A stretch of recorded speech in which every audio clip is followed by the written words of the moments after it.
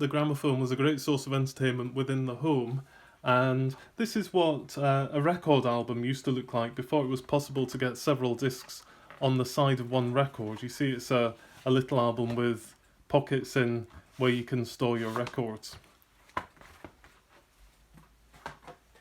This gramophone is an HMV 109 table model, and it's called a table model because you put it on a table or a sideboard like this one is, and you got other models that came as a piece of furniture in their own rights. They were on legs or formed into a cupboard, but this is more of a portable model, and there are two ways of controlling the sound on a record player like this.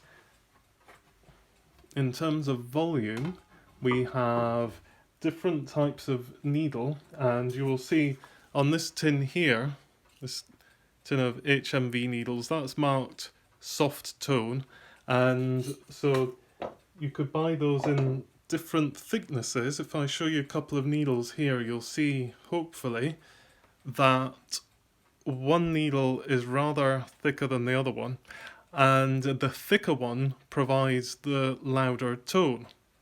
So what we'll do is pop the thicker needle into the tone arm here, and that will go into the groove of the record to pick up the sound from the disc. Now additionally, as a finer control of volume, you could use the doors here. Now this is where the sound comes out of the gramophone, and of course, if you have the doors fully open, that's as loud as it will go. But if you wanted to mute it a little bit, you could push the doors too, like that.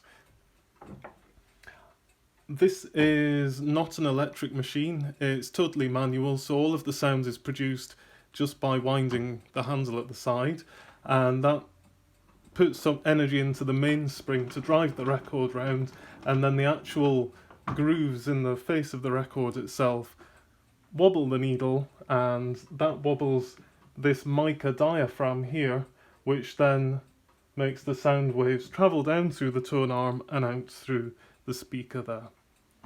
I'll just take the brake off.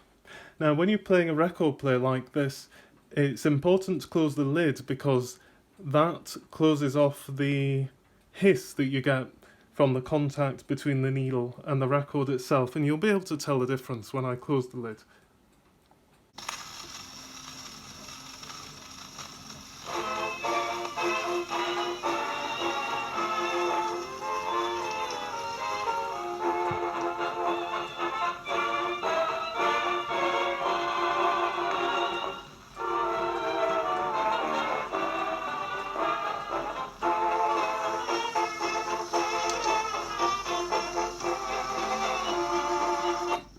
Hopefully you could hear the difference there between having the lid closed and having it open, and the difference it makes with being able to hear the hiss of the needle on the record. Now what this gramophone has is an auto stop facility, so that it doesn't run down the spring unnecessarily once the record's got to the end. And you can see the oscillating ring in the middle there, and what that does is when the needle gets to there, it brings it back towards the beginning of the record slightly, and it causes it to put on the automatic brake.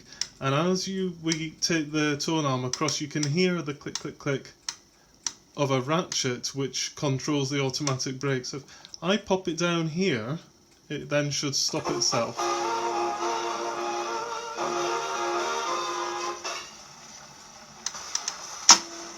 And there you go, the automatic brake has kicked in to stop the record. And then you just lift the tone arm up, remove the needle and pop it in the used needle holder there, and you can take a fresh needle, put it into the tone arm, and then put on a new record.